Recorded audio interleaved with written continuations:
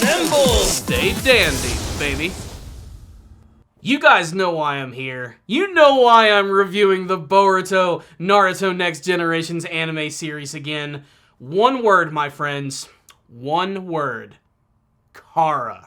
So let's get the elephant out of the room. I'm back. I'm reviewing Boruto Naruto Next Generations, and of course it took the main manga storyline to bring me back into these reviews. I'm gonna be perfectly honest. I've been off the grid for a couple of months when it comes to the Boruto anime series, and that's because a lot of the anime original content, I have to be perfectly honest with you guys, was not exactly blowing me away. I don't know what it was, it just wasn't my cup of tea. The whole Urashiki arc, if I had to give it a score out of 5, I'd give it like a 3. I think it had some solid action scenes, and Urashiki himself I thought was alright. I felt like they could have done a little bit more with this character, and to be perfectly honest, I expected a lot more out of Urashiki, but the entire time travel thing, honestly, it just didn't work for me. And this is coming from a fan of Back to the Future. This was basically the Back to the Future arc of the Boruto anime series. And again, I don't know, it just really wasn't my thing. The arc right before this one, I did think had some pretty interesting ideas, and I only watched a few episodes from it.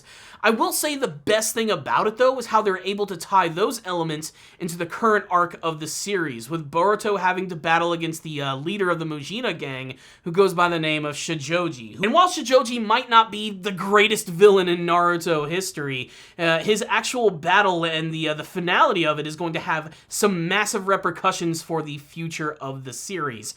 I'm not here to give you guys like the big rundown of what's going on. You've been watching the show, you know what's going on. Boruto's friends with the Daimao son Tento, who ends up getting kidnapped by Shojoji, a man who can frickin' consume people's brains and have the ability to transform in them, and then Boruto comes in and he kicks his ass.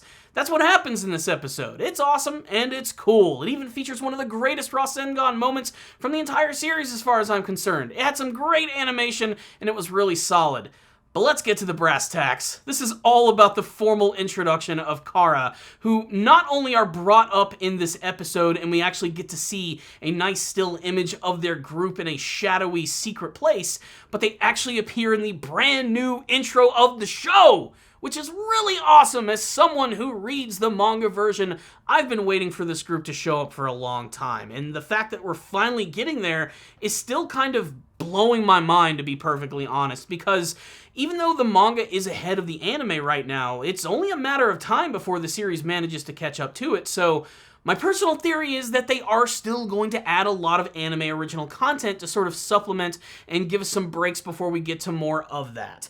Either that, or the anime might even end up doing its very own thing. It's kind of hard to tell, especially when you actually see the intro, where we get to see some members of Kara who are fighting against other characters that never happened in the manga version. But I will say that this intro was absolutely nostalgic as hell, because not only do we get to see Kara, and we even get to see another character who appeared at the very beginning of the anime version of Boruto Naruto Next Generations, but I love the band that actually did the song for the intro, because they're one that actually worked on the original Naruto anime series back in the day during the whole Sasuke retrieval arc, and it just made the entire intro seem classic, especially getting to see these mysterious villains, many of which are still shrouded in absolute secrecy. But I'm really surprised that they actually went ahead and just like showed the identities of some of these characters, some of which are very freaking important. But it's just really great that it's all finally happening and it's here. So who is Kara? What's their deal in the first place? So like I said, Boruto is battling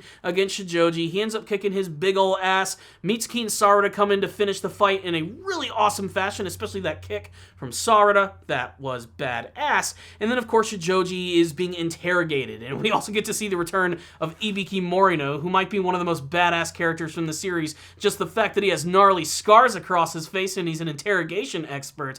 But Sasuke comes in, and then immediately Shojoji just starts shitting his big old britches when he realizes, oh shit, I'm gonna have to give up some information now. And he doesn't know too much, but he realizes that the mark on Boruto's hand is actually connected to a mysterious organization which goes by the name of Kara, the Husk. He doesn't quite know what their deal is, and nobody else does. But I can assure you, they're going to be pretty important as we move on in the series, as Kara is essentially the next generation Akatsuki, the next major villains of the series, and I really hope that they're going to appear in the next episode. I don't know if we're going to go into full-on filler material from this point on, or if they're just going to sort of like splice it out with the introduction of these characters, but I must see more. So, what's the rundown on this episode of Boruto Naruto Next Generations? Well, yeah, I'm back, all because of Kara and all because of the manga storyline. I'm going to try my best to stay back on the horse this time around and not get kicked off by the ridiculous anime-only content material. Like I said, there was still some good stuff in there. There were some diamonds in the rough, and I really stuck through it for a long time in the initial beginnings of the Boruto anime series, but I just felt myself getting kind of burned out at that moment, and I had to take a massive break and watch the series at my very own pace. And even then, I ended up skipping a number of episodes and mostly just watched a lot of the major action scenes. On my part, I got kind of lazy when it came to reviewing the Boruto anime, but now I have a lot of extra time on my hands, so there's really no excuse but to actually talk about this stuff, and the fact that Kara is involved, like I said, holy shit, I am excited to see what's actually going to be happening next. Really, my favorite part about this episode wasn't Boruto versus Shojoji, it was the brand new intro. I just really loved seeing Kara finally animated for the first time, the acknowledgement of these characters. There have been hints to them before in the past of the series, and there was even one major scene which actually did feature a member, if only for a split second. But I'm really glad that we're finally getting to this part, because this is arguably the most interesting thing about the brand new Boruto series. Everything that came before it is going to absolutely pale in comparison to the events which are about to unfold. And as far as I'm concerned, if they stay true to the manga version and the storyline that it's actually trying to do, this could very well be the next big major arc for the series, which could go down as legendary, as a fan favorite for the fan base. And that's all the reason to check it out. I liked this episode. It, was a simple episode, but really it's all about Kara. That's the reason I loved it. This is a hype type of episode, and for me personally, that's why I'm giving the episode a 5 out of 5. As far as everything that went on in this whole Majima Bandits thing and all the stuff with the previous arc and Shojoji, I thought it was handled well. I like that they were able to sort of like build him up a little bit more in the previous arc and tie that in, and the whole thing with Boruto and his friendship with Tento, I had the same feeling that I had about it in the manga. It's okay, but it's all leading to something a lot more interesting, which is definitely a reason to get excited for this stuff. So yeah, 5 out of 5 from me.